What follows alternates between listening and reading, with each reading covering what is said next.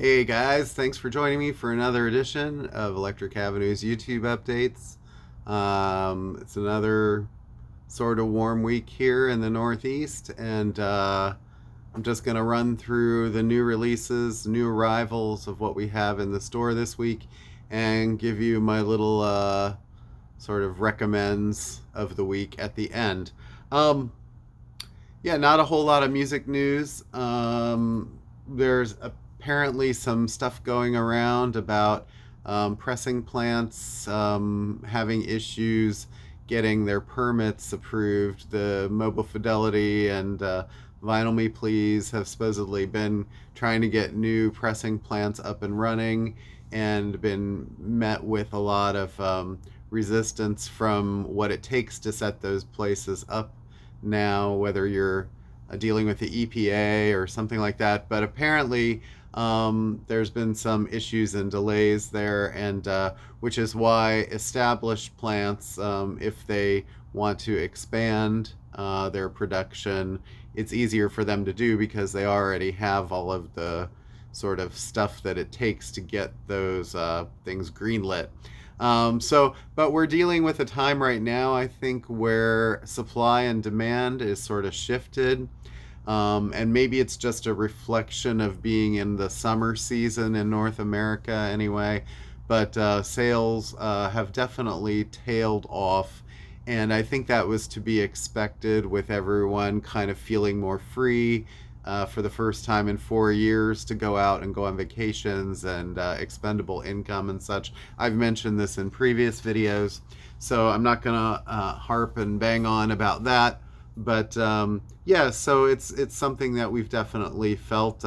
You sort of maybe ask yourself, I can't believe why they still have Smashing Pumpkins box set sitting on the shelf, and it's probably because it's summer, it's slower, and even online sales, we've noticed sort of that effect. I expect that it's probably going to turn around once people are sort of back in their regular routines this fall, but we don't know. So it's been such a roller coaster, the Corona coaster, as I like to call it. So yeah, I think we're just fortunate to still be here after such a situation for many years. So anyway, I don't know. I don't want to be like the downer or a portent of bad things on the horizon to come, because I think there's been a lot of prediction of bad things for a while for everything, recessions and stuff like that, which haven't really panned out. So all right. That being said, let me get to the new releases. There's your little news blip of the day. The big new release this week, which I think is awesome that he's already got his second record here, Mammoth WVH, Wolfie Van Halen, #2. And this is a new album on exclusive canary yellow color vinyl. And this is obviously Eddie's son. And features Another Celebration at the End of the World is the name of the lead single here. There's a track list, and the first WVH album was pretty good, so and it was very well received. So hoping that this one is as well. I'm sure that some of that was kind of like the effect of Eddie's passing and kind of being supportive of his son. So let's hope that continues for a little while at least. I mean, I think the guy's talented. So anyway, and he definitely has a fan base brewing, so that's great. A lot of reissues this week. There really aren't a lot of new releases, but they'll be sort of mixed in here. Reissue from Fish. This is Picture of Nectar. I don't know if this was expected by people or not, and it might just be a repressing of whatever came out in the past, but this is on grape apple pie colored vinyl. Lacquers cut from original half-inch flat masters by Chris Bellman at Bernie Grunman Mastering. Well, this is the third Fish reissue that we've gotten in the last 6 weeks or so. There was Farmhouse, still have a few of those left, surprisingly, and that one had not been on vinyl, to my knowledge, before. And then we had some Story of the Ghost. I think we're down to one, and we've got a few Picture of Nectar now as well. So yeah. All right, another kind of interesting and semi-exciting reissue.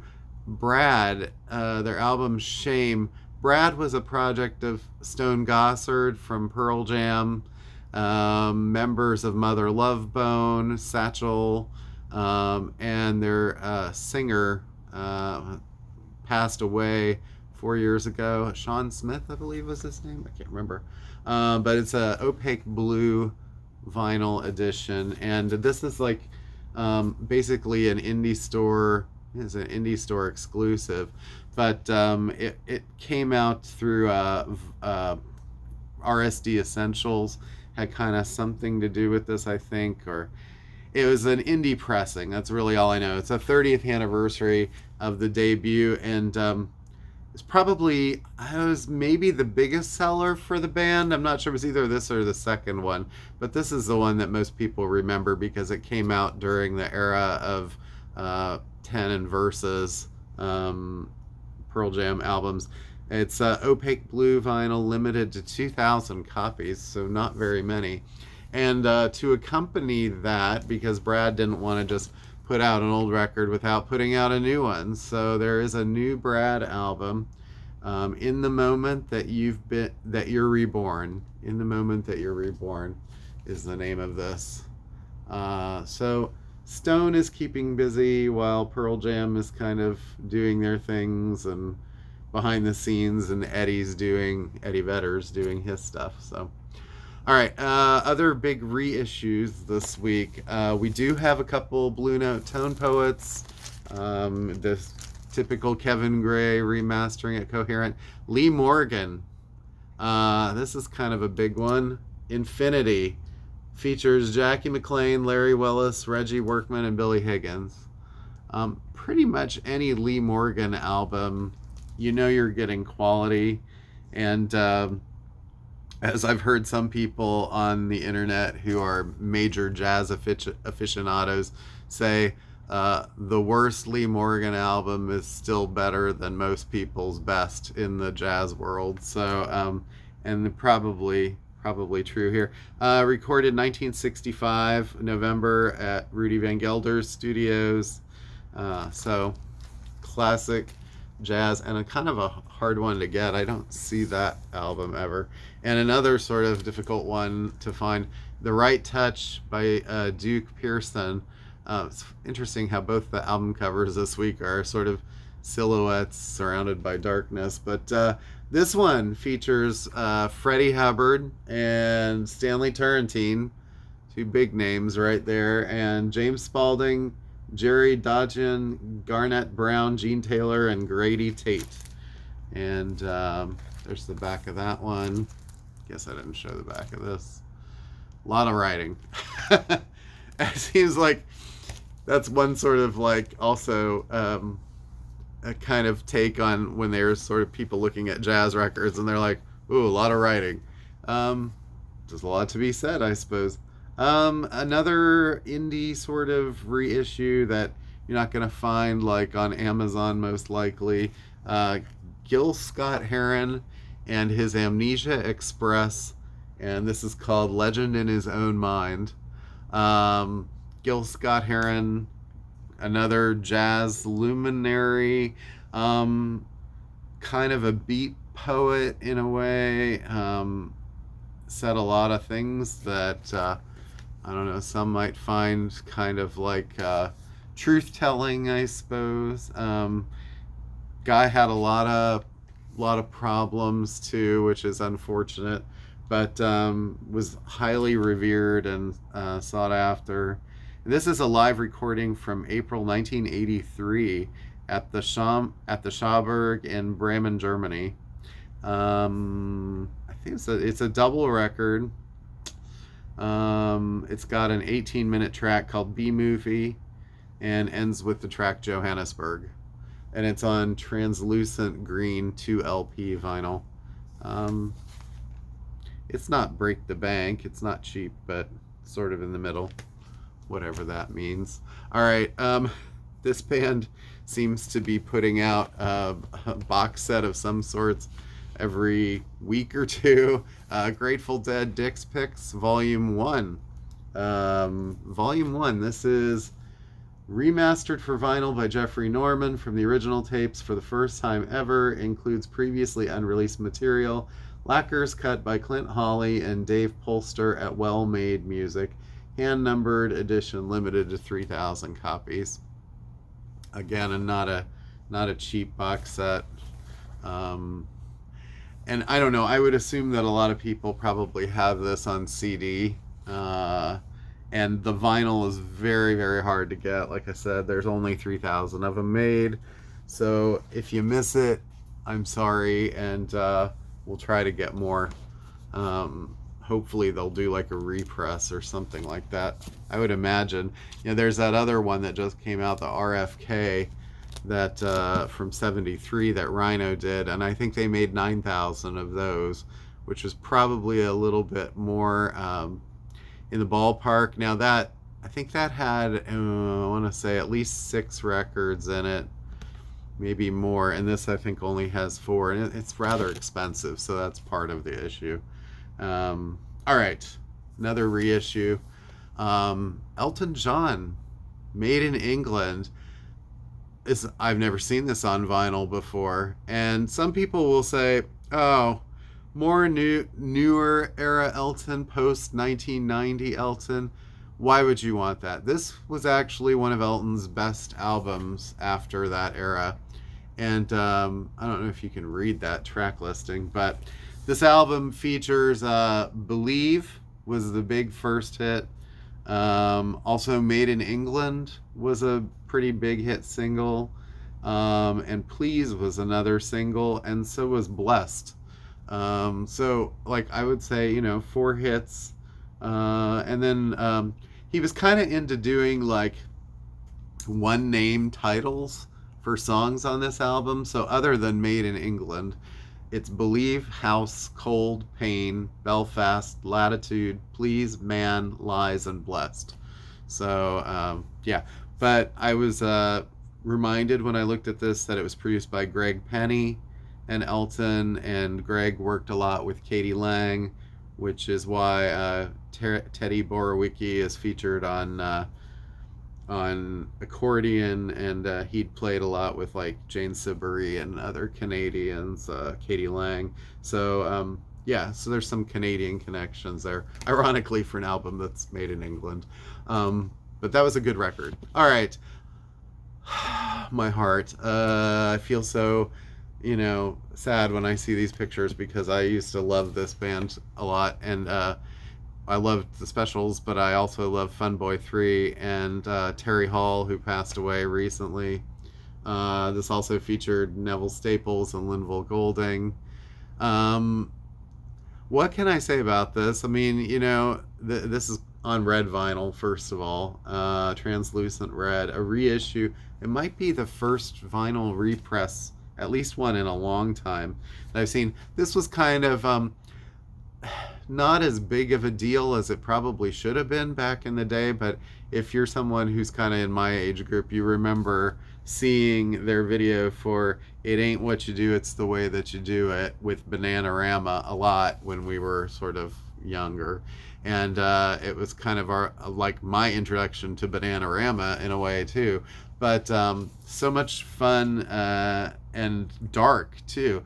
It came right after Ghost Town from the Specials had been released, big hit, and then the band sort of disintegrated, and these guys went this way and kind of got even more sort of like quirky, dark, weird, very much social commentary,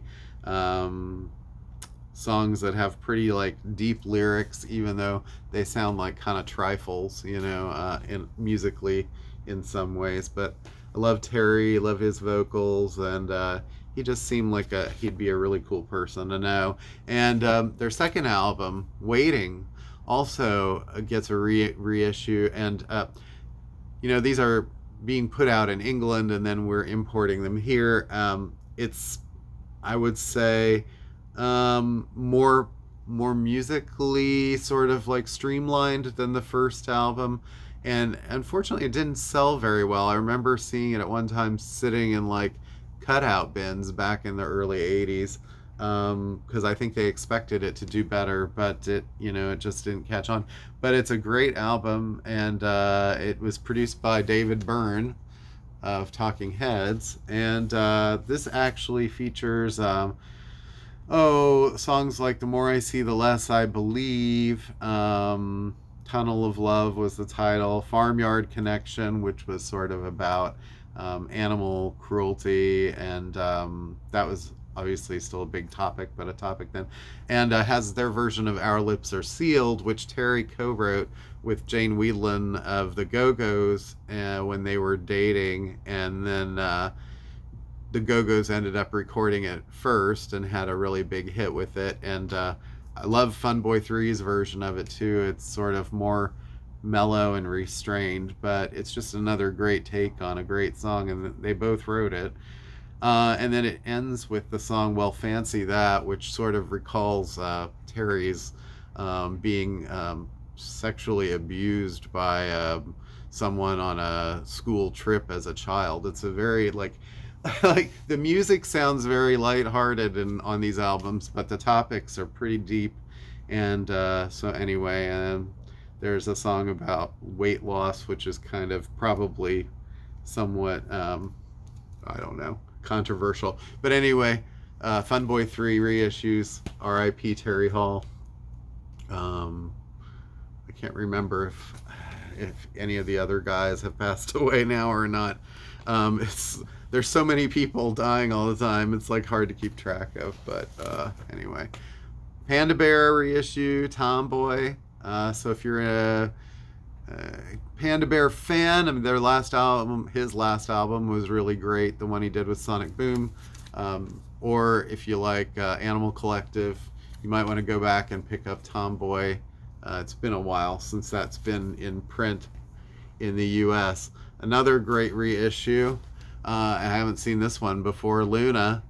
This is "The Days of Our Nights," and this is Luna's hard to find 1999 classic, first standalone U.S. LP release. So outside of a box or something, orange swirl vinyl pressing. Yeah. So, and this actually ends with "Sweet Child of Mine." But Luna's a great sort of 90s indie alt rock type band. I don't know. Luna's not really still a thing, I don't think. If someone in the comments can post what they're up to now. I know for a while Dean Wareham was doing stuff with Britta. I guess they're still doing stuff as Dean and Britta. I'm not really sure. Augustus Pablo.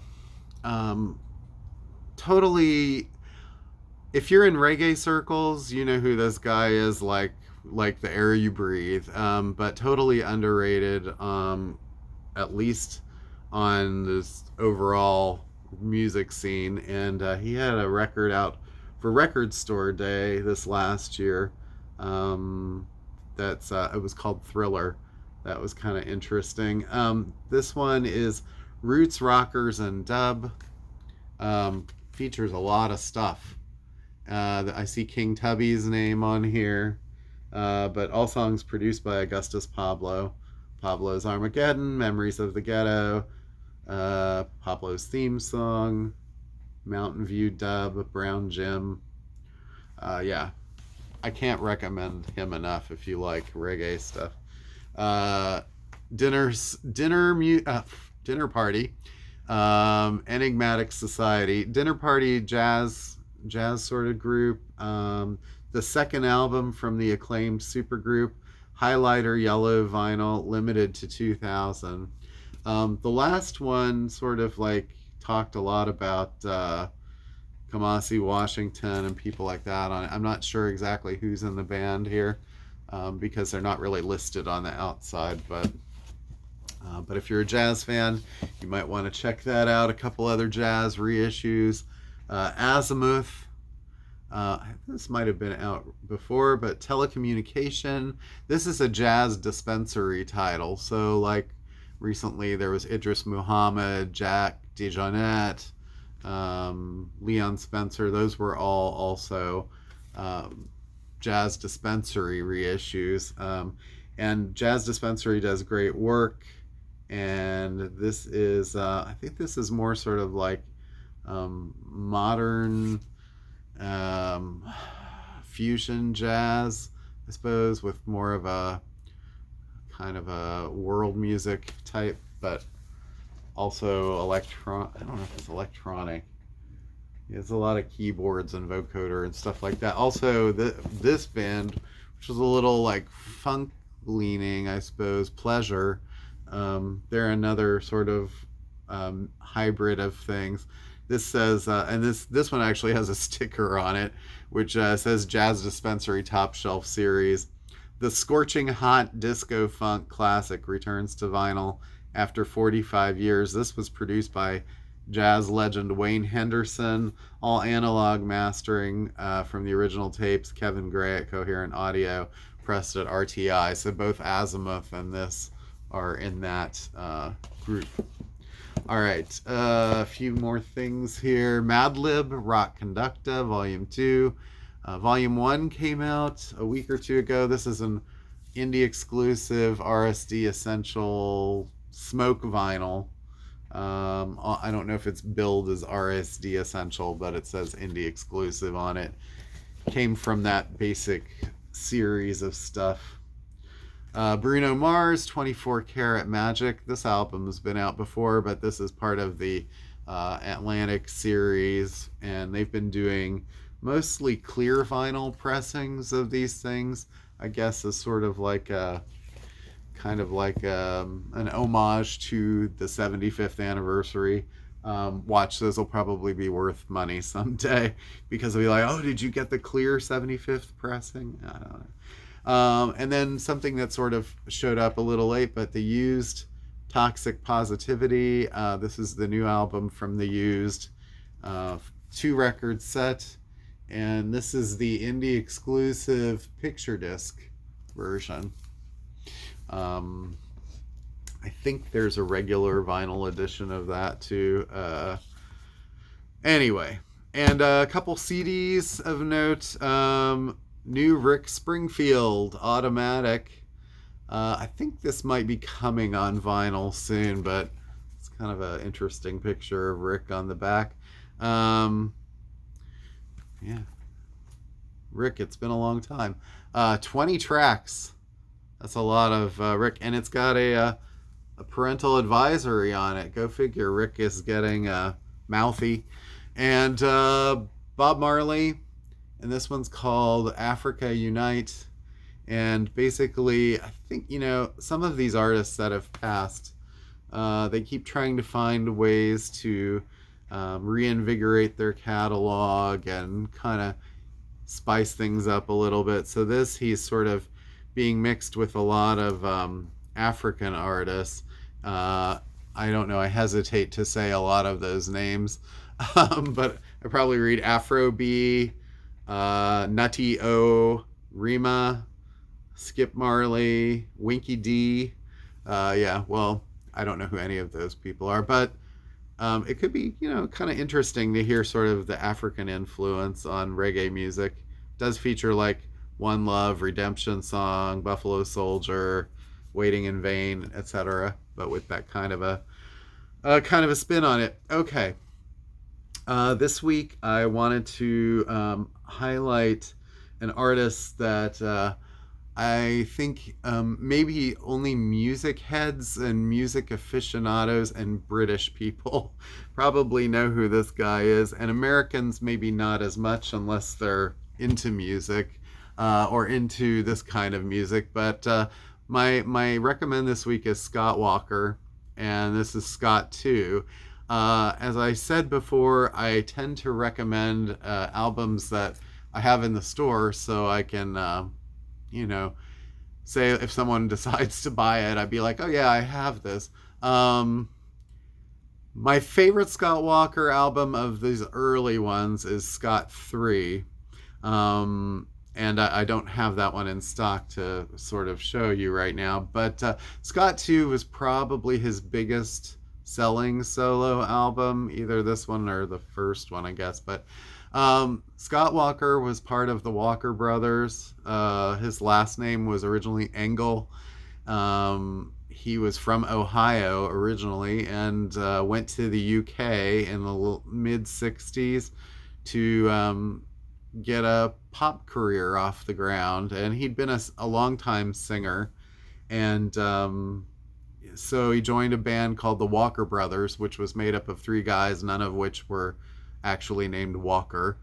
And they had a few big hits in England and one sort of big hit that translated over to the US, which was The Sun Ain't Gonna Shine Anymore. And that was not a massive hit here, but it was like top 15 or 20, something like that, during like Beatles era.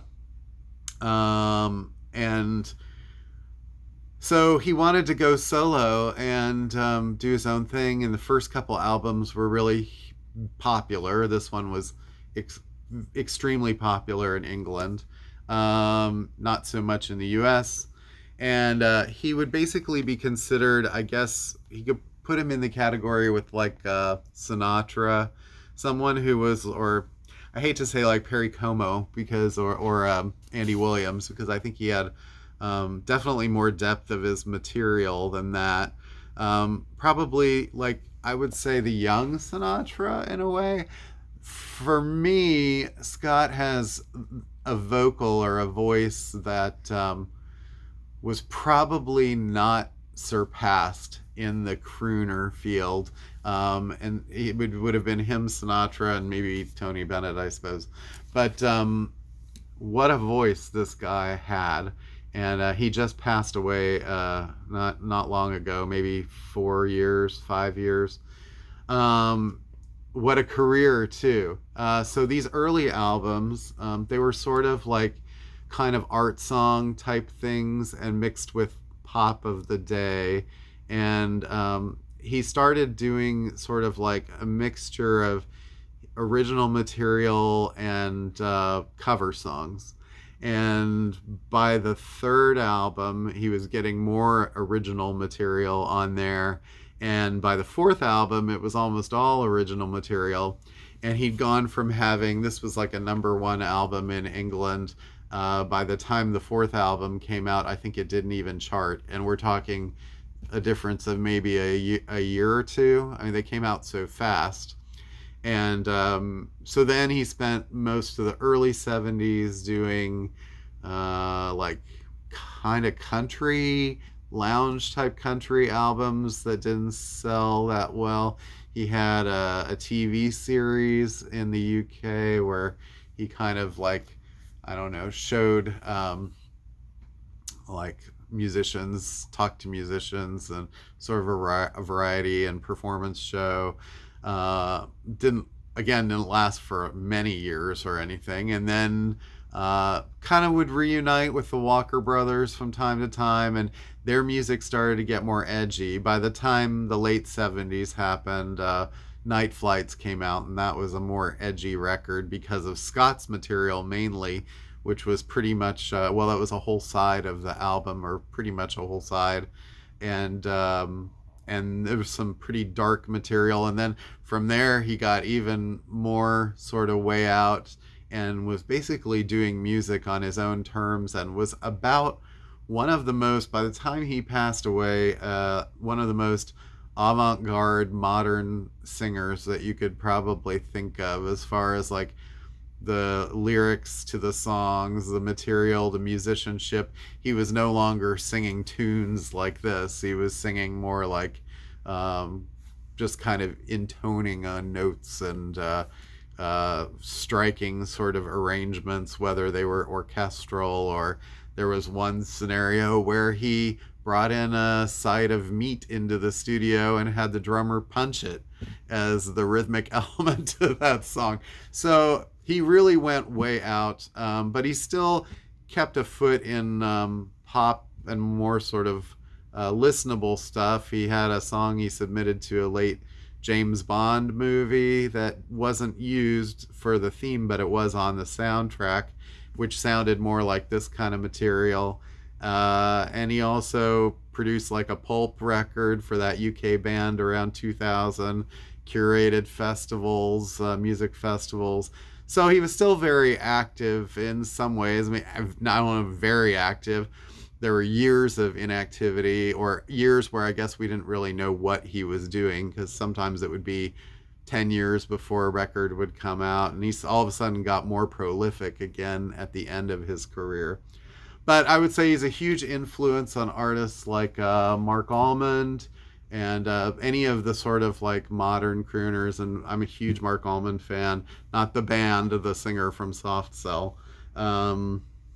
Two different ways of MARC. But anyway, so the first song on this record is called Jackie, and that was actually a song that Mark MARC Almond covered in 1990. This record came out late 60s, so I would say like Jackie is pretty much the song that kind of he's most known for as a solo artist, and it did get banned in the UK because of the lyric "cute in a stupid ass way," and I think it reached about number 22, even though the album made it to number 1. And it's sort of like one of those things where the kind of like the danger of the material almost made it kind of more like, oh, we have to buy this or whatever. And so he did early on use a lot of Jacques Brel songs and sort of translate them. And there's a sort of famous musical called Jacques Brel is Alive and Well in Paris. And he would get sort of tagged as like a sort of a Broadway singer. You can hear elements of that in there, but I think his voice is so rich and woody kind of in tone, and the notes that he hits and things like that, it's almost like it kind of transcends what would be typical kind of Broadway music, and especially with certain topics in his songs. There's another song on here called Next, which is sort of kind of a very graphic retelling of like a sort of a erotic situation and a military situation, and it's not for the faint of heart. I mean, considering again this was April 1968 when this came out, fairly early, and then The Girls from the Streets, well, you can kind of guess what that song is about. Some of these are originals. Plastic Palace People is a great song that foreshadows songs that would be on Scott 3, like It's Raining Today. But it sort of features like a shifting kind of musical motif, and his voice gets a little like almost kind of changes with the character of the music throughout the song, and he wrote that song. Windows of the World is a beautiful cover version of a Bacharach song on this album. But then you've got things like the amorphous Humphrey Plug, which again was sort of an original. He liked character songs. And then Come Next Spring is sort of a beautiful ending to this. The Bridge is another great song. It kind of finishes strong, I think. But it is one of his more showy kind of records, I think. And when I say that, I mean Scott 3 is more art songy even than this, where you get the big character songs like Rosemary and Big Louise, The Funeral Tango, Two Ragged Soldiers, Copenhagen is really beautiful. Butterfly is just a very beautiful little song. Winter Night is another one. So I highly recommend Scott 3. That would probably be, for me, my favorite. But Scott 2 is a good entry point if you want to kind of like hear what early Scott is like. And then I would say maybe listen to either, well, I don't know which one would be the best later album to suggest.